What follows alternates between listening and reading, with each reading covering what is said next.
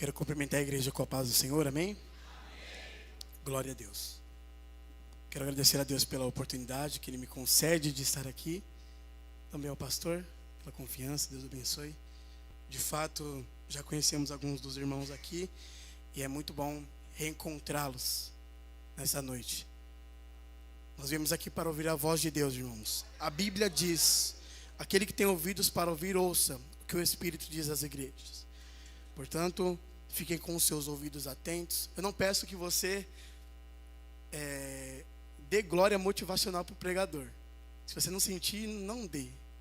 Mas eu peço que você esteja com os seus ouvidos abertos para ouvir a voz do Senhor nessa noite. Amém?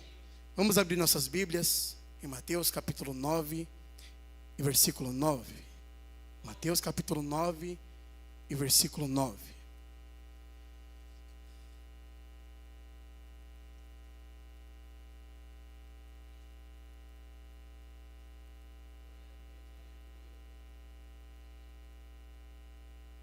O título da mensagem de hoje, irmãos, é: o que Deus quer de mim? Um chamado à urgência da pregação. Quando o pastor nos fez o convite, ele disse que o tema era livre. E com tema livre eu não posso pregar outro tema que não seja missões, irmãos. Os irmãos vão entender o porquê. Nós vamos entrar propriamente dito na mensagem, mas eu gostaria de, pedido também do pastor, compartilhar com os irmãos algumas experiências que nós tivemos de algum tempo para cá. Então vamos ler o texto bíblico e logo após nós falamos, amém? Diz assim a palavra do Senhor. Quantos encontraram? Mateus capítulo 9, versículo 9. Diz assim a palavra do Senhor: e Jesus, passando adiante dali, viu assentado na alfândega um homem chamado Mateus e disse-lhe: segue-me. E ele, levantando-se, o seguiu. Eu vou ler mais uma vez o versículo. Diz assim: e Jesus, passando adiante dali, viu assentado na alfândega um homem chamado Mateus e disse-lhe: segue-me. E ele, levantando-se, o seguiu. Amém. Vamos fazer uma oração? Eu quero que você faça comigo o seguinte. Por favor, coloque o dedinho no meio do texto, para você não perder o texto. Feche a Bíblia. Coloque próximo do seu coração e vamos fazer a seguinte oração. Nós vamos agradecer ao Senhor pela oportunidade de termos a Bíblia nas nossas mãos. Nós vamos agradecer a Deus pela liberdade de culto que nós temos aqui nessa noite. Existem, irmãos, no mundo todo 330 milhões de crentes que são perseguidos por causa da sua fé. Pessoas que não podem andar com suas Bíblias nas mãos, pessoas que não podem levantar as mãos para glorificar a Deus, que não podem dizer o nome Jesus. E hoje nós temos a liberdade de termos a Bíblia nas nossas mãos. Por isso nós vamos orar ao Senhor agradecendo por isso. Ore comigo. Senhor Deus e eterno Pai, nós glorificamos o Teu santo nome essa noite, Senhor. Nós agradecemos, Senhor Deus, porque o Senhor tem sido bom conosco, porque a Tua misericórdia tem sido sobre as nossas vidas. O Senhor tem abençoado, Senhor Deus, para que nós tivéssemos nas nossas mãos, não só a Bíblia, mas tivéssemos nas nossas mãos diversas traduções da Tua palavra. O Senhor tem tido misericórdia, porque nós temos a liberdade de cultuarmos a Ti, com as portas abertas, com as vozes altas, com os instrumentos altos, Senhor, sem que ninguém nos interrompa. Nós glorificamos o Teu nome por esse motivo. Amém. Glória a Deus. Meus irmãos, já me apresentaram, meu nome é Henrique. Fizemos o curso do IBAD aqui juntamente com os nossos irmãos da Vila dos Remédios. Foi uma bênção. Deus tem nos abençoado bastante através do estudo que Deus tem promovido nessa igreja. Eu faço parte de um trabalho missionário ali próximo da estação Jaraguá, da CPTM. Quando os irmãos vão em direção Rio Grande da Serra para Jundiaí, quando vocês passam pela estação Jaraguá, vocês podem enxergar do lado direito uma comunidade, uma favela. Tem cerca de 1.000 pessoas mais ou menos morando ali. Nunca chegamos a contar, mas aqueles que estimam que existem ali umas 300 crianças por aí. Nós fazemos um trabalho ali de evangelismo, de discipulado e de trabalhos sociais e educacionais. Até algum tempo atrás nós tínhamos a alfabetização, nós fazemos conscientização acerca da gravidez na adolescência, das doenças sexualmente transmissíveis. Nós falamos sobre o estupro, que são casos críticos, não só naquela comunidade, mas em várias comunidades. Os irmãos conhecem a realidade do Brasil e sabem como é. E é terrível, irmãos. Nós temos atualmente 6 discípulos que professaram Jesus como Salvador. Nós temos 40 crianças que estão todas as sextas-feiras conosco no discipulado. 40 crianças, para a glória de Deus. É uma bênção e uma satisfação. Quero dizer para os irmãos que, embora isso seja muito bom e gratificante, dessas 40 crianças, um pouco mais do que a metade sofre ou já sofreu abuso sexual, seja do pai, dos tios, dos irmãos. Então é uma realidade muito crítica. A gente chegou ali na comunidade, graças a Deus nunca intentaram contra a nossa vida, pelo menos não diretamente. Mas, irmãos, nós temos sofrido os ataques de Satanás. E como diz a missionária Karen Gaspar, às vezes nós nos sentimos como se todos os canhões do inferno estivessem apontados para a nossa vida. Mas as Escrituras dizem que maior é o que está conosco do que o que está no mundo. Glória ao nome do Senhor por causa disso. Recentemente, irmãos, também tive o privilégio de começar a fazer parte do projeto Portas Abertas. Quem conhece Portas Abertas aqui? Glória a Deus, alguns irmãos. O trabalho do Portas Abertas, irmãos, é um trabalho essencial e é fundamental para o cristianismo. O trabalho do Portas Abertas, ele trabalha com a perseguição, os cristãos perseguidos. Nós temos hoje, como eu disse, já 330 milhões de crentes que são perseguidos por causa da sua fé, simplesmente por professarem a Jesus como o único e suficiente Salvador. E Deus tem tido a misericórdia para que nós participássemos desse trabalho maravilhoso, sendo intercessores, representantes do Portas Abertas.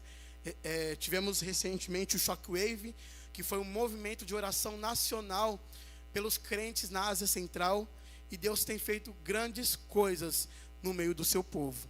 Glória a Deus por causa disso. E também, irmãos, mais recentemente ainda, nós começamos a participar de um trabalho com a missão Campos Brancos, ou Projeto Campos Brancos. Campos Brancos, quem conhece? Um pouco menos, né, do que Portas Abertas. Campos Brancos é uma associação missionária que se encontra ali em Maracanã, no Pará. Estivemos lá no mês passado. E eu quero dizer para os irmãos que o cristianismo que nós conhecemos, ele não é falso, irmãos. Mas ele é superficial. Aqui, do jeito que nós conhecemos, ele é superficial. Quando nós conhecemos homens e mulheres de Deus que eles se dedicam e se entregam para a obra missionária de corpo, alma e espírito, nós entendemos que o que nós fazemos para Deus é pouco, ou quem sabe nada. Que o dinheiro que nós damos para missões é pouco, ou quem sabe nada. Que a oração que nós fazemos por missões é pouco ou nada. Nós estivemos ali, irmãos, e para a glória de Deus, conhecemos pessoalmente, já mantínhamos contato, mas conhecemos pessoalmente missionários como a própria Karen Gaspar, conhecemos a Andresa, que é uma missionária que vive nos povos ribeirinhos da ilha do Curuçazinho. Tem alguém do Pará aqui? Ninguém? Na minha igreja tem quase 10 pessoas do Pará. E aí eu falei que eu não gostei do açaí, os irmãos quase que me apedrejaram na saída. Nós conhecemos lá, irmãos, o trabalho. E as meninas, são 2 meninas, agora são 3, que tem uma trabalhando com elas. Numa ilha com 127 moradores, 36 casas. Eles não têm energia elétrica, eles não têm água gelada.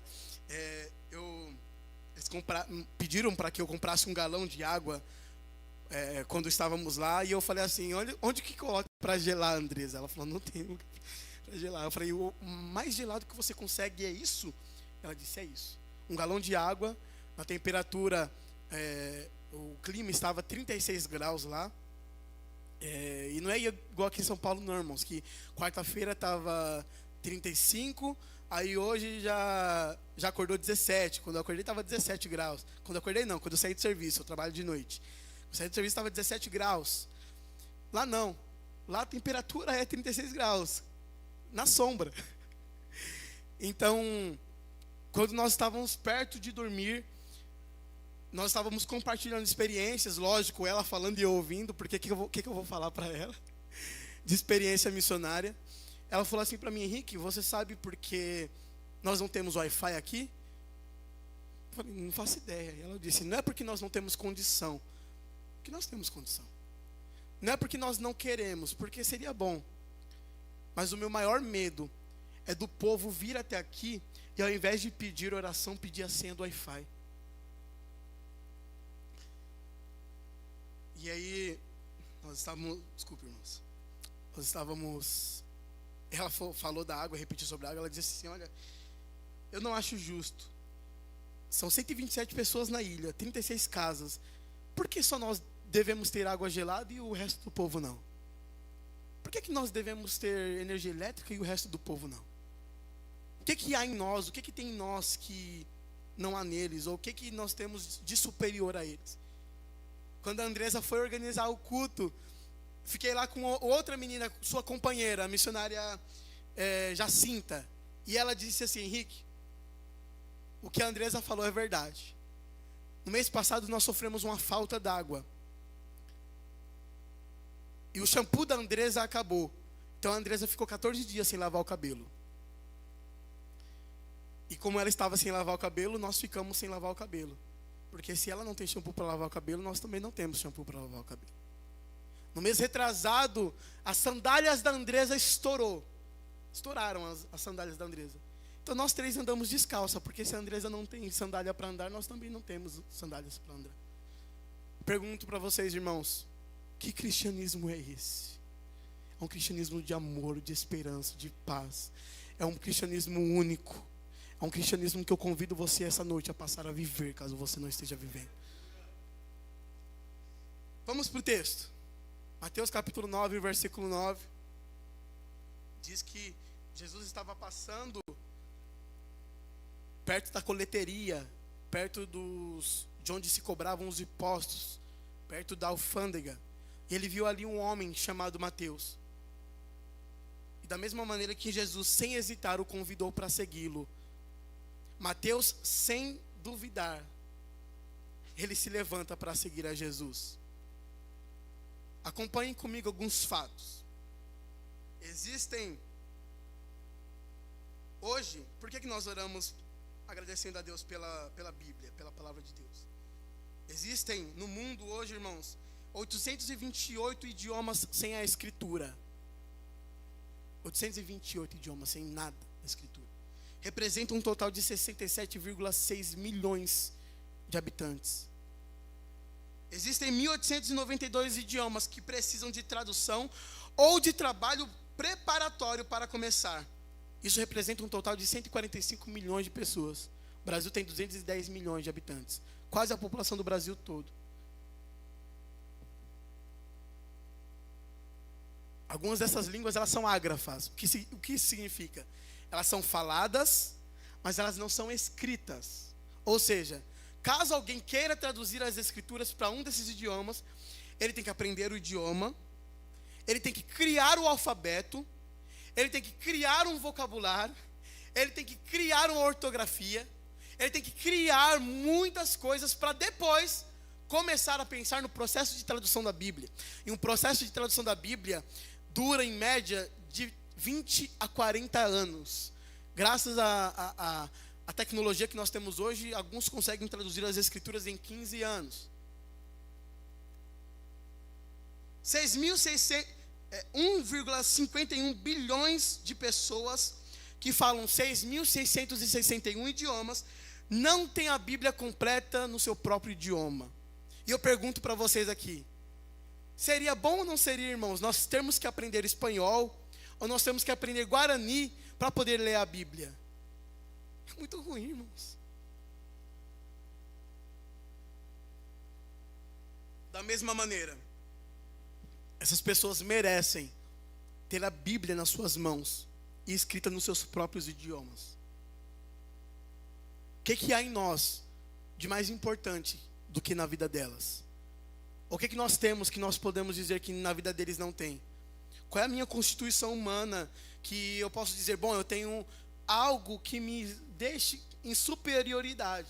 Eu mereço ter a Bíblia na tradução Almeida Revista Corrigida, Revista Atualizada, Nova Almeida Atualizada, tradução brasileira, Bíblia Viva. Eu mereço a nova tradução da linguagem de hoje, a nova versão internacional, a nova versão transformadora, mas eles não merecem ter a Bíblia na sua própria língua. O que há em nós, irmãos, que não há neles? Nada. Eles merecem ter a Bíblia nas suas mãos, nos seus próprios idiomas. Muitas dessas línguas estão morrendo, mas mesmo que estejam morrendo, mesmo que o trabalho de tradução ele demore 40 anos, e em 40 anos aquela língua quase morra, e só haja um falante daquela língua, ainda vale a pena traduzir a Bíblia para aquele idioma. Nós estivemos ali no meio conhecendo um pastor Josué. Pastor Josué, ele trabalha com os índios da etnia Guajajara, no Maranhão. E ele disse assim, olha, o conceito que os índios têm é totalmente diferente do nosso. É um pouco mais parecido com o conceito bíblico. Por exemplo, para nós, perdão é o quê? Inclusive é um conceito errado. Eu vou perdoar porque eu senti no coração que devo perdoar. Eu vou contribuir porque eu senti no meu coração que eu devo contribuir. Jesus está aqui porque eu sinto Ele aqui. Irmão, deixa eu fazer uma pergunta para você. Se você deixar de sentir, Jesus não está? Deixa eu fazer uma pergunta. Se você não sentir que deve perdoar, você não perdoa? Se você não sentir que deve contribuir, você não contribui? Não, irmãos. Nós fazemos porque a Bíblia nos ordena e nos garante promessa maior. E chegando lá, ele disse assim, olha, as tribos, eles, basicamente do mesmo jeito que o conceito bíblico, por exemplo, de amor. Amor na Bíblia não é um sentimento. Eu senti, não. Inclusive o amor de Deus não é sentimento. A Bíblia diz que Deus escolheu nos amar, estando nós mortos em delitos e em pecados. Então o amor para os índios não é um sentimento. Portanto, se o índio mais velho da tribo ele disser assim, olha, sabe o que acontece? Os espíritos acabaram de me revelar que o seu filho mais novo ele deve morrer. A mãe, ele não, meu filho, meu Deus, não, ela entrega. Ela fala, deve morrer? Toma. Deve morrer? Toma. A missionária Kellen Gaspar, ela conta que na região que ela foi trabalhar, escute, na região dos índios que ela foi trabalhar, a princípio, ela chegou ali na região dos índios, e eles eram canibais, tinham um conceito totalmente distorcido do que era certo e do que é errado, e eles acreditavam no seguinte, se a mãe tivesse filhos gêmeos, o filho mais novo não era filho dela. Escute, o filho mais novo, para eles, era um espírito imundo, um espírito demoníaco, que queria tomar forma da primeira criança. Portanto, quando nasciam gêmeos, a segunda criança ela era enterrada viva.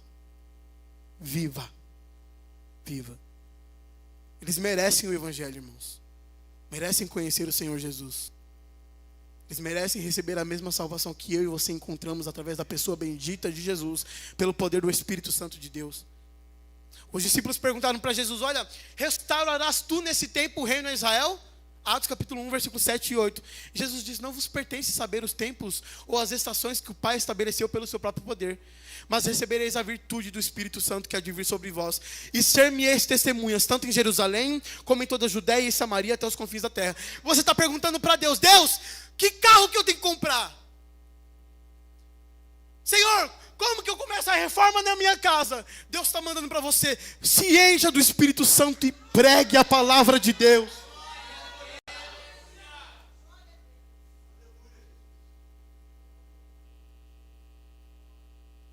Daqui a 100 anos ninguém vai lembrar do carro que você teve. Daqui a 100 anos ninguém vai lembrar da casa que você teve. Não vão lembrar sequer o seu nome. Quem é que sabe o nome do seu tataravó? Eu não conheço, irmão, não sei. Não faço ideia de quem seja. Não sei se foi homem bom, não sei se foi homem mau, mulher boa, mulher má. Mas tem uma coisa que perdura até a eternidade, que os laços do tempo não podem romper. É uma alma ganha para Jesus. É uma alma ganha para Jesus. Nós estávamos ali, irmãos, na comunidade Estação Jaraguá, no Projeto Refúgio. E eu estava pregando sobre o sacrifício de Jesus na cruz do Calvário e a obra da justificação e regeneração que Jesus nos concedeu pelo Espírito Santo. E eu dizendo que Jesus desceu do céu de glória, abriu mão da sua glória, desceu entre os homens, ele nasceu, ele viveu, ele cresceu, ele morreu, ele ressuscitou, para que nós fôssemos salvos. Uma das meninas, ela falou assim, só um minuto. Eu não estou entendendo, peraí. Você está dizendo que Jesus tem a natureza divina, que Jesus é Deus? Sim. Aí ele se fez homem? Sim. Morreu no meu lugar? Sim. E vai voltar para me buscar? Sim.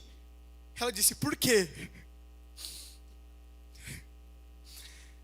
Porque eu não mereço. Eu disse, porque Ele nos ama. Porque Ele nos ama. Nos próximos, acho que um mês depois, a gente faz esse trabalho semanalmente lá, acho que um mês, todo dia ela chegava em mim e falava, você tem certeza que isso está certo?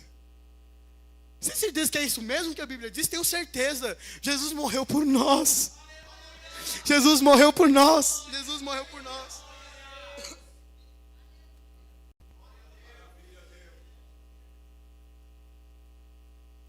Você vai na Índia e você vai encontrar 330 milhões de deuses na Índia. Repito, nós temos hoje mais ou menos, oficialmente temos 210 milhões de habitantes no Brasil, né? E se cada um de nós, se cada um brasileiro pegasse um deus indiano para fazer seu, ainda sobrariam mais de 100 milhões de deuses. Você vai pregar em Madras, você vai pregar em Bombay, e eles perguntam, no nome de qual Deus você está pregando? No nome de Jesus. Nós não conhecemos, nós não precisamos de mais nenhum Deus, já temos 330 milhões de deuses aqui. Você vai em Papua Nova Guiné, e toda sexta-feira, às 4 horas da tarde, o céu se torna azul, amarelo e verde. Porque eles estão queimando incenso a Buda, a Confúcio, a Hare Krishna, ao diabo. E Deus, ele vem a você nesse momento e pergunta, você está disposto ainda a chorar por mim? A chorar comigo? A ter as dores que eu tenho, a sofrer o que eu sofro? Eu quero convidar você e fazer você entender nessa noite que você tem que sair daqui com uma pergunta no seu coração, inflamando dentro de você, Senhor, o que o Senhor quer de mim? Para onde o Senhor quer que eu vá?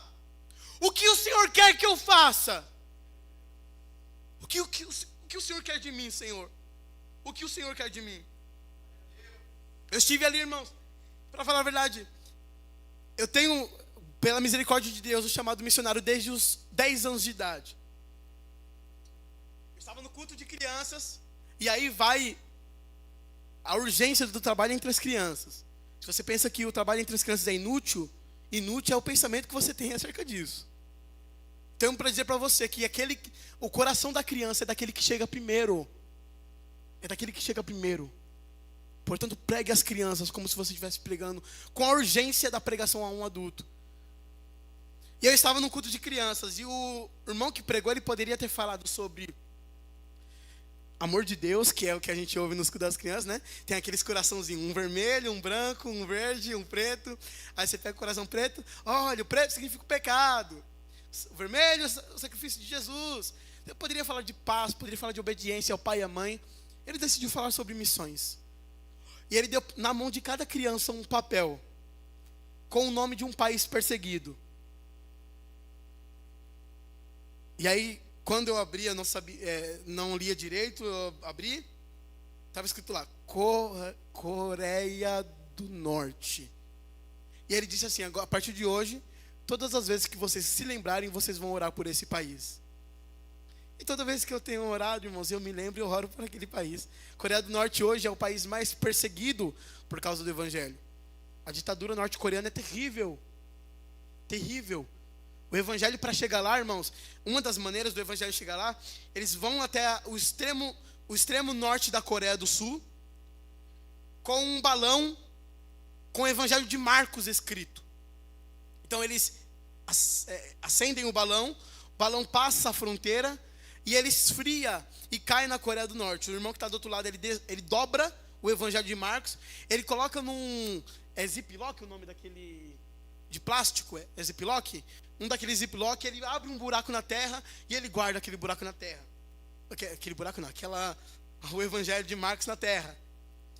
E aí quando ele quer ler a Bíblia, ele desenterra, abre, lê, guarda, enterra. E assim é.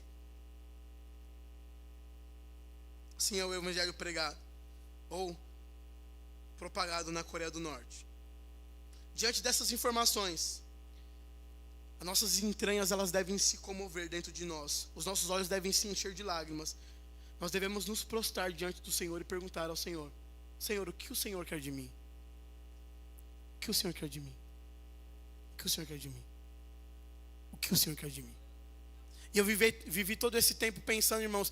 Eu falei: Senhor, o Senhor me quer na obra missionária. Entendi. Deus falou comigo muitas outras vezes, por sonhos, por revelações, por profecias, pela palavra de Deus. Eu falei: Senhor, tudo bem, o Senhor me quer, mas me mostra onde o Senhor me quer, Senhor. Eu não quero ser igual a Abraão. Sai-te da tua terra e vai para a terra que eu vou te mostrar. Senhor, só me fala a terra, o lugar só.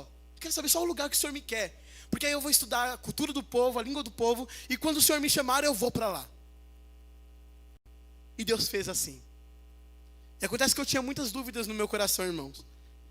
Eu sou o filho mais velho, moramos eu, minha mãe e meu irmão. Tenho 23 anos, meu irmão tem 19. Meu irmão, ele é um jovem que gosta bastante de festa, para não dizer outra coisa. E eu falei: Senhor, o Senhor vai me chamar para missões, tudo bem. O que vai ser da minha mãe? A minha é diarista, ela não trabalha todos os dias. Quem sustenta a casa sou eu. Falei: Senhor, não dá. Eu vou sair, quem vai ficar com ela? Aí eu mandei mensagem para o pastor Davi Botelho. Não sei se o pastor conhece Davi Botelho. Ele é da Missão Horizontes, um dos maiores missionários brasileiros vivos. E eu falei para ele: pastor, eu quero muito ir para a missão, mas o que vai ser da minha mãe? E ele me respondeu uma resposta, irmãos, que foi fatal. Ele respondeu: o que a Bíblia diz sobre isso? E na hora me vieram as memórias dos textos bíblicos. Aquele que não deixa pai e mãe por amor a mim não é digno de mim. Eu quero dizer para vocês, jovens, crianças, adultos, que aquele que não abre mão daquilo que ele mais ama na terra para obter um bem celestial, ele não é digno do Senhor Jesus.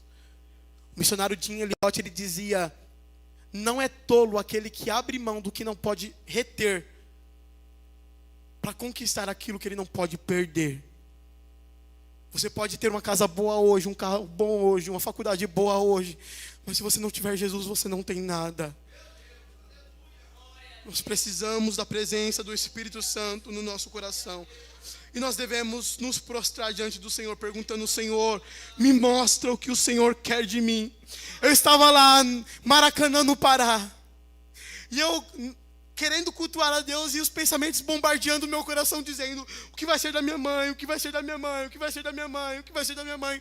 Um jovem lá no início, lá no púlpito, ele veio até mim, ele começou a orar por mim, ele me abraçou. Quando ele estava prestes de me soltar, ele dizia assim: olha, eu cuido de tudo. Eu vou cuidar. Escuta. O mesmo Deus que sustenta o sol na sua morada, que molha os seus pés no mar, Ele cuida da sua vida. Se entregue ao Senhor Jesus. Pegue o seu coração e coloque diante dos pés de Jesus e diga: Senhor, o que o Senhor quer de mim? O que o Senhor quer de mim?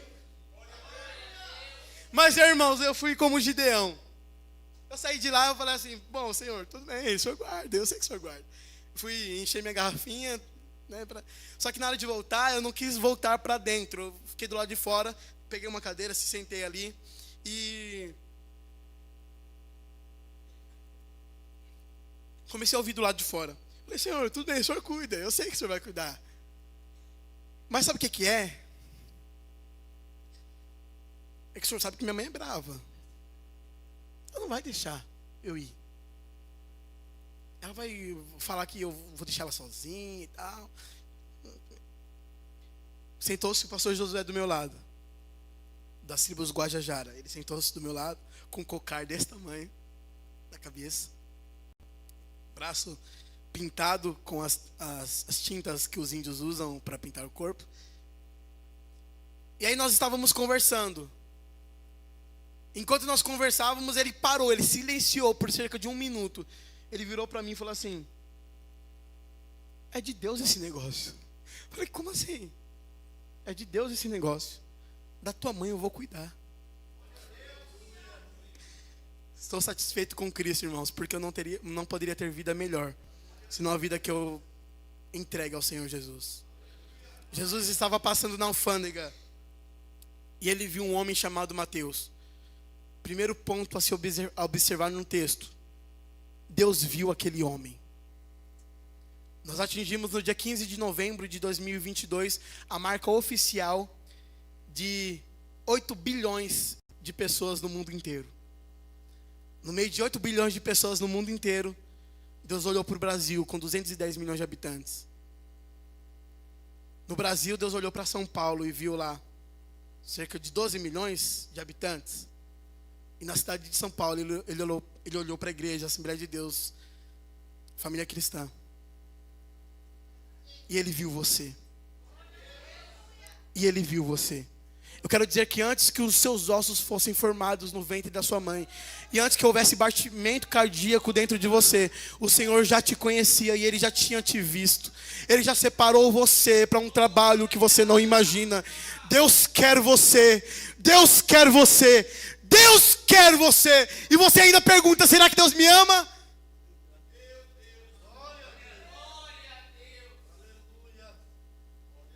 Ele não só ama você, mas Ele te conduziu até esse lugar. Eu quero dizer para você que quando Satanás pensou que estava indo contra os projetos de Deus, ele estava fazendo exatamente o que Deus queria.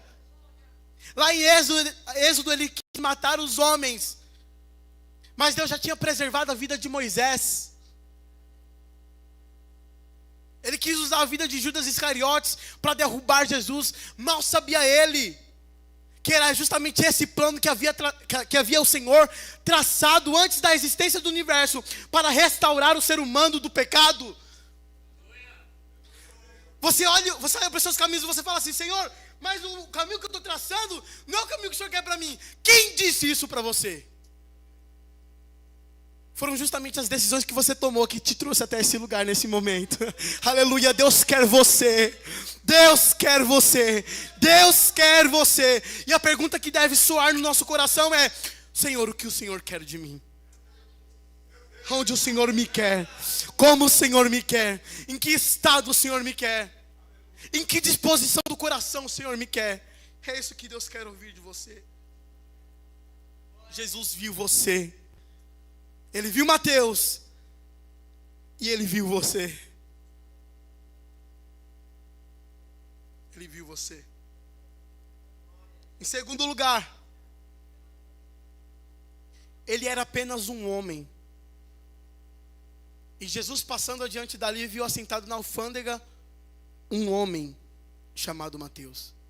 E disse-lhe: segue-me. Um homem. Um homem. Talvez você diga ao Senhor: Senhor, mas eu não tenho talento. Eu não sei tocar. Inclusive, nota de rodapé aqui: Deus abençoe os músicos. Glória a Deus por isso. Eu sou músico, irmãos, então me enche o coração de... Louvar ao Senhor é sempre bom, irmãos. Mas a Bíblia manda louvar ao Senhor com instrumentos de louvor. Então, Deus abençoe os músicos. Deus abençoe o trompete. Uma bênção. Deus abençoe. Talvez você diga ao Senhor: Senhor, eu não tenho talento, eu não sei tocar, eu não sei pregar. Senhor, eu não sei fazer nada, não tenho talento nenhum. Deus olha para você e diz: eu quero você. Quem foi que disse que Deus está te escolhendo porque você tem alguma coisa que os outros não têm? Ou que você tem alguma habilidade especial? A Bíblia diz que todos estão debaixo do pecado. O maior talento diante de Deus é como nada. Você quer saber qual é a diferença entre Hitler e nós? É a graça, é a misericórdia. Somente isso. Nada mais nos separa do homem mais terrível que já viveu aqui nessa terra, a não ser a graça e a misericórdia de Deus. Deus quer você. Deus quer você. A Bíblia diz na epístola de Pedro que os anjos quiseram pregar o evangelho. Mas Deus diz, não, os anjos não vão pregar o evangelho. Por que, Senhor? Diz o pastor Valdir Nunes Bícego, no livro Manual do Evangelismo, que somente o homem, somente a mulher, somente o ser humano pode pregar o evangelho. Porque somente ele pode dizer quem ele era, quem ele é e quem ele há de ser. Quem eu era? Eu era um pecador perdido. E hoje, eu sou um pecador remido. E amanhã, eu serei um pecador glorificado. E um dia, Jesus há de tirar o pecado de dentro de nós e nós habitaremos para sempre com o Senhor. Por isso que Deus escolheu você. É justamente porque você é pecador. Porque é você que pode dizer as beatitudes de Deus, a bondade de Deus, a misericórdia de Deus. Porque você viveu. Porque você viveu. Aleluia. Um homem como Elias. Tiago 5,17 diz que Elias era um homem sujeito às mesmas paixões. Mas quando ele orou, não choveu. Quando ele orou novamente, choveu. Um homem como Josué. Josué capítulo 10, versículo 14. Diz que o povo de Israel estava travando uma batalha. E Josué, ele orou e o sol parou na sua morada. Escute, eu não quero aqui ser técnico porque eu não sou cientista, mas quem tem o conhecimento básico de astronomia sabe que os astros, eles estão devidamente colocados nos seus lugares. Se o sol parasse, mas os outros astros continuassem se movendo, havia um desastre natural. O que parou ali não foi só o sol, o que parou foi o universo todo. E volta lá, irmãos, Josué 10, 14, deixa Deus te usar aí. E não houve dia semelhante a este, nem antes, nem depois dele, ouvindo o Senhor assim a voz de um homem, porque o Senhor pelejava por Israel. Aleluia. Oh, rabadaravidacande, mastecalassura.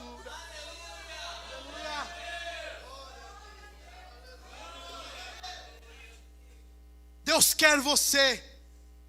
Deus procura Daniéis, Rebecas, Abraãos, Davis, Abigails, Déboras. Homens e mulheres que odeiam o pecado com todas as suas forças e amem ao Senhor de todo o seu coração. Sem reservas, sem limites. Intrépidos, corajosos, valentes. Os covardes ficam em casa, assistindo televisão e comendo pipoca. Deus quer homens e mulheres corajosos para estar na linha de frente da batalha. Jesus viu um homem. Jesus viu uma mulher. Jesus viu você. Jesus viu você.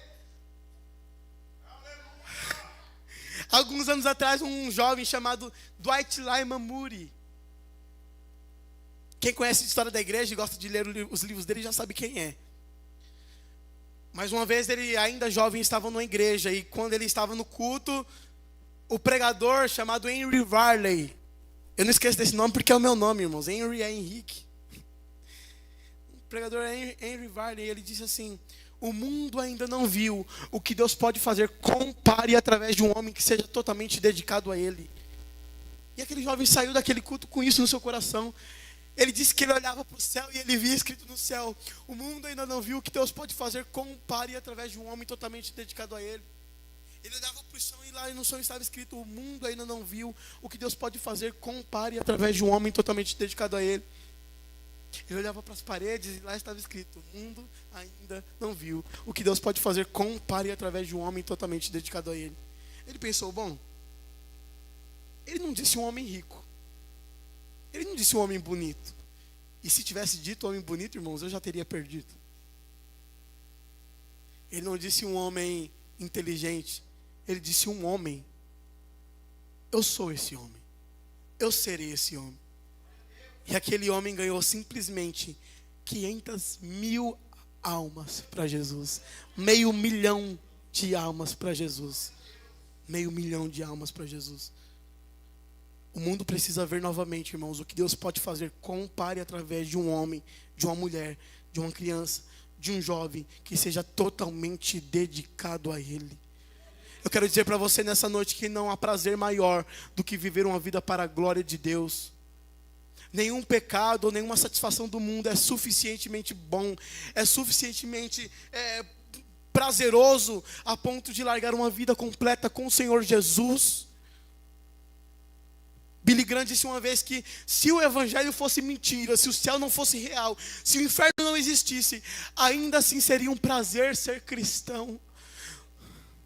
Mas ele é real, e só quem ganhou uma alma sabe, irmãos, qual é o prazer de você ver uma pessoa que você pregou de Jesus, discipulou, que você levou até o altar, ela levantando a sua mão e dizendo: Senhor, eu quero recebê-lo como único e suficiente Salvador da minha alma. Eu abro mão dos meus pecados, eu abro mão da minha vida, dos meus prazeres, para viver uma vida contigo, Senhor. Recentemente, irmãos, eu preguei Jesus a um jovem que estava indo na igreja. Na verdade, ele não estava indo na igreja. Mas Deus nos dá estratégia para poder ganhar as pessoas. Ele mora de frente para a igreja e eu ouvi dizer que ele queria aprender música. Irmãos, se tem uma coisa que eu não gosto de ensinar, eu gosto de ensinar Bíblia, eu gosto de ensinar teologia, eu gosto de ensinar até que é a revista dos jovens da escola dominical. A revista da escola dominical é uma benção, mas música não me coloca para ensinar, irmãos. Não consigo, não dá. Mas Deus falou comigo: dá aula pro menino, rapaz. E eu fui. Ele teve uma aula só, irmãos. Mas foi o suficiente para ganhar aquela alma. A gente foi lá, tivemos a aula. E eu disse assim: Mateus, escuta, preciso te fazer uma pergunta. Você já recebeu Jesus como seu único e suficiente Salvador? Ele disse para mim: como assim, se batizar, você diz? Eu falei: não. Receber ao Senhor Jesus como seu Salvador significa que o seu coração será de Jesus, que a sua mente será de Jesus, que o seu andar será de Jesus, que a sua boca será de Jesus. E um dia Jesus vai voltar e Ele vai buscar você para morar com Ele. Ele diz: olha, que eu me lembre, nunca recebi Jesus como Salvador. Eu falei: muito bem. Na terça-feira vai ter o culto. Isso, o que eu fiz, irmãos, não faça isso. Nunca saia deixando o pecador com a oportunidade futura de receber Jesus como Salvador. Não, se não receber Jesus como Salvador, você quer receber hoje? Nunca termine uma pregação sem um apelo. Nunca. Nunca. Eu falei assim: ó, terça-feira vai ter o culto. Vai no culto, o pastor vai fazer o apelo. E se você sentir no coração, não faça porque eu estou mandando. Se você sentir no coração, diga que quer receber Jesus como Salvador. E Deus vai escrever o teu nome no livro da vida. Amém? Ele disse amém. Chegamos no culto de terça-feira e deu 8 horas. Eu falei: falta 1 hora pro apelo. 8h10, 8h15, 8h20. Pastor terminou a mensagem e não fez o apelo. Na minha ignorância eu disse: bom, provavelmente Deus não quer salvá-lo hoje. Eu fui até a entrada da igreja, estava conversando com um irmão, e eu ouvi uma irmã conversando com o Mateus e apontando para mim. Daqui a pouco ela virou para o pastor lá no púlpito falou: pastor, o culto já tinha terminado. Pastor, o Mateus está chamando o senhor para fazer uma oração. Ele disse que quer receber Jesus como Salvador. Aleluia. Irmão, só quem já ganhou uma alma para Jesus sabe qual é a satisfação. Você não está tirando a pessoa de um incêndio. Você não está tirando a pessoa de um prédio que está desmoronando. Você está tirando a pessoa do inferno. Deus viu aquele homem. Deus viu você. Terceiro lugar. Ele deixou tudo. E Jesus, passando adiante dali, viu assentado na alfândega um homem chamado Mateus e disse-lhe: segue-me. E ele, levantando-se, o seguiu. Ele não fez pergunta nenhuma. Ele não disse: Senhor, qual será o meu salário? Senhor, o que eu vou receber em troca? Ele levantou-se e o seguiu. Levantou-se e o seguiu. Você sabe, irmãos, que a gente ouve alguns relatos de missionários que a gente fica muito triste. De pessoas que foram para o trabalho missionário. E quando chegaram lá, a missão que os enviou parou de sustentá-los. Conheci um um cristão chamado Francisco. Ele foi missionário no Mianmar. Mianmar antiga, tinha um outro nome antes. A Dona Irã Judson foi missionário lá. Eu esqueci o nome do país antes. Não, acho que eu não vou me lembrar não. Se eu lembrar, eu falo para os irmãos. E aí ele foi como missionário lá. E chegou lá, a missão que estava mantendo ele disse: nós não podemos mais manter você. E ele quis voltar, não conseguiu voltar, porque a missão não pagou a passagem de volta. Quando chegou lá, ele foi acolhido por alguns monges budistas. E infelizmente, irmãos, aquele que foi como missionário se tornou monge budista. Nós cremos, irmãos, num Deus todo-poderoso que supre as nossas necessidades. Quem supre é Deus, não é um homem, não é a missão. Mas, irmãos, só o missionário sabe como é triste você estar sendo sustentado, e eu sei que aqui a igreja ajuda a manter alguns missionários,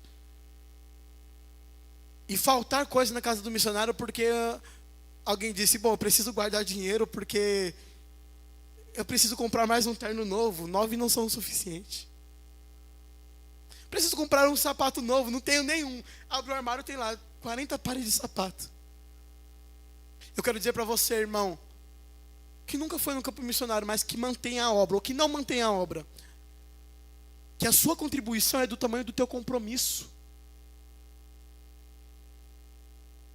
Deus, ele não usa o dinheiro de Estado, de projetos, de associações. Deus usa o dinheiro que está no bolso dos crentes.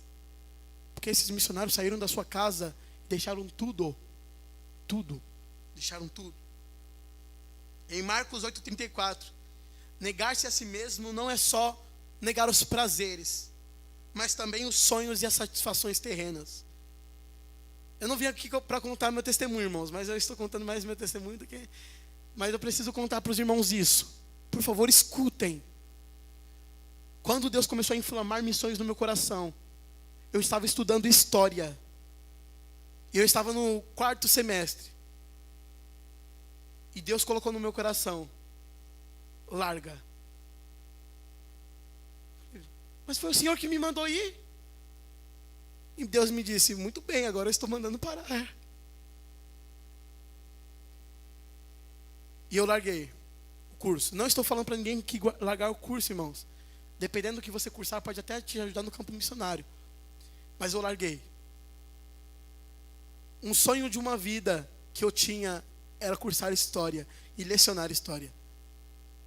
Mas Deus, ele moveu o meu coração e os meus prazeres e colocou no centro da vontade dele. Hoje o meu prazer, a minha satisfação é viver Jesus. Seja com curso universitário, seja com mestrado, doutorado ou sem curso nenhum. A minha vida é do Senhor. A minha vida é do Senhor. E aí quando eu larguei, eu estava trabalhando, aí estava conversando com o mecânico da empresa e com o coordenador da produção. E aí eu cheguei lá, né, falei assim: olha, sobre o que vocês estão falando? E eles falaram assim: nós estamos falando sobre vida profissional. Falei: legal. E aí eu falei assim: olha, Henrique, e você? Você cursa algum curso? Pretende? Eu falei assim: estava cursando história até semana passada. E deixei. Pare de fazer. E ele disse assim: por que você deixou de fazer? Eu disse: porque o Senhor me chamou para algo maior. E nota de rodapé aqui, irmãos: se Deus te chamou para ser embaixador do reino, não se limite ou não se subjugue a ser qualquer coisa nesse mundo. Não existe prazer maior do que ser embaixador do reino de Deus. E aí ele disse: mas você tem certeza que é isso que você quer? Eu disse: de todo o meu coração. Ele disse: muito bem, Deus te abençoe. Eu fui embora. E quando eu fui embora, ele virou para o mecânico da empresa e disse: tão jovem, parecia que eu tinha morrido.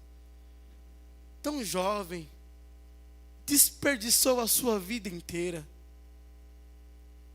Desperdiçou tudo que tinha. Mas eu quero dizer para vocês, irmãos, que eu creio que não existe patrão mais fiel que o Senhor Jesus. e que quem trabalha para Deus tem o seu nome escrito na folha de pagamento dos céus. O departamento pessoal não fica aqui na terra, não, fica à destra do trono do eterno. Aleluia. Missões, irmãos, é o arfar do coração de Deus. O coração de Deus pulsa por missões, pulsa por almas, e Deus quer lhe usar para ganhar almas. Deus quer lhe usar para ganhar almas. Por favor, irmão, se coloquem de pé. Deus, Ele viu você.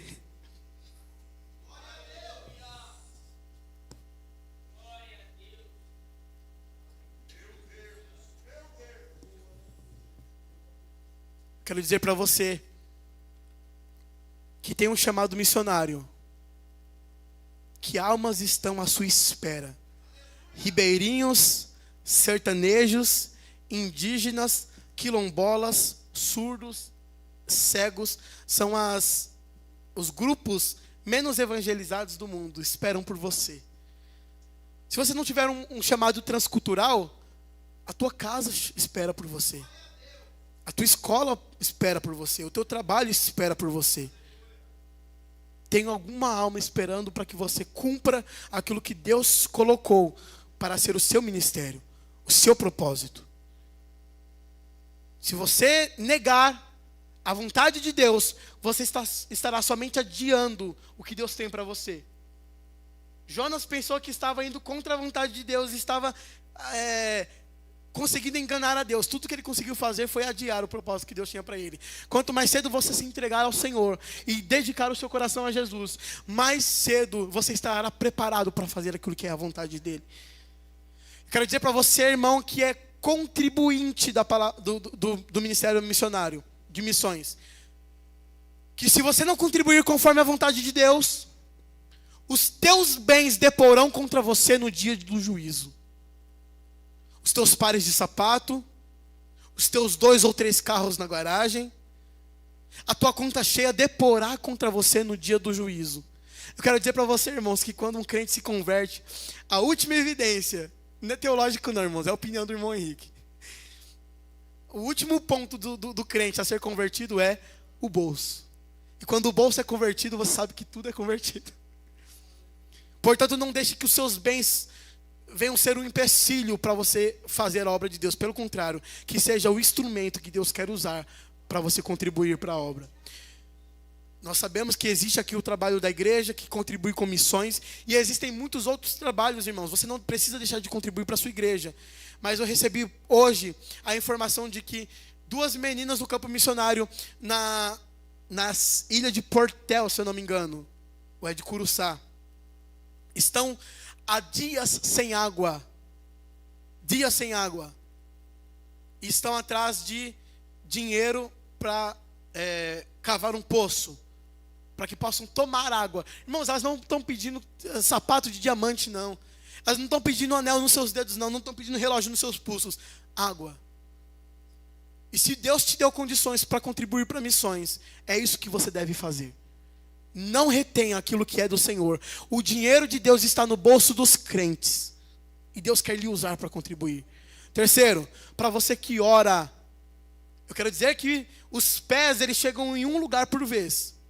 A contribuição talvez chegue em 1, 2, 3, 5, 10 lugares por vez.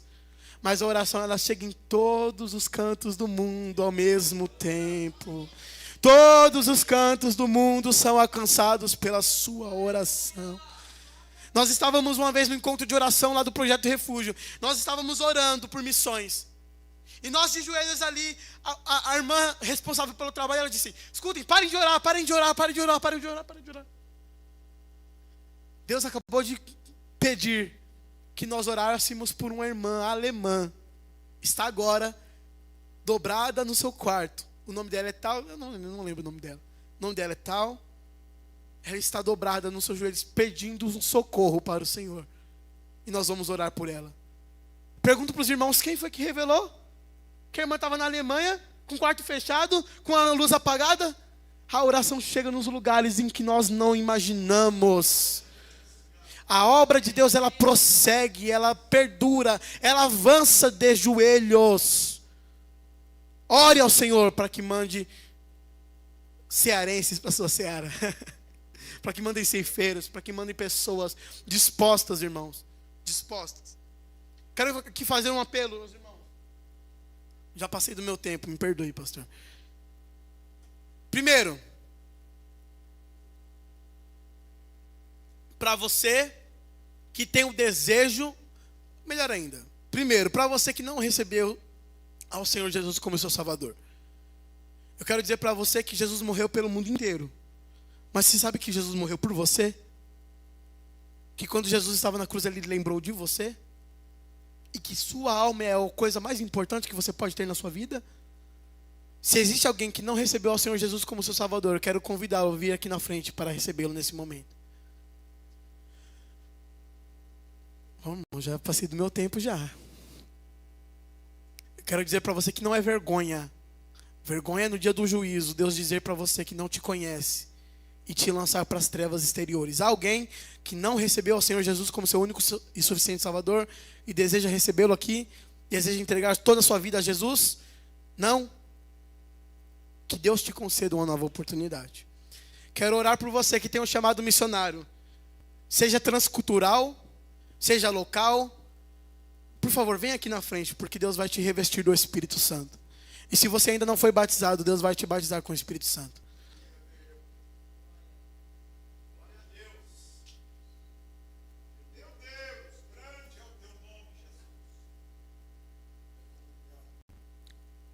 Deus quer usar você. Deus quer usar você. Ele poderia fazer da maneira que Ele quisesse. Ele poderia descer, mas Ele decidiu usar você. Ore para que o Senhor faça na sua vida o que Ele quer que você faça. Que você não dê um passo se não for da vontade de Deus. Mas alguém? Segundo convite, aquele que é mantenedor da obra, que Deus te chamou para contribuir, que Deus te chamou para sustentar os missionários no campo. Por favor, venham na frente também.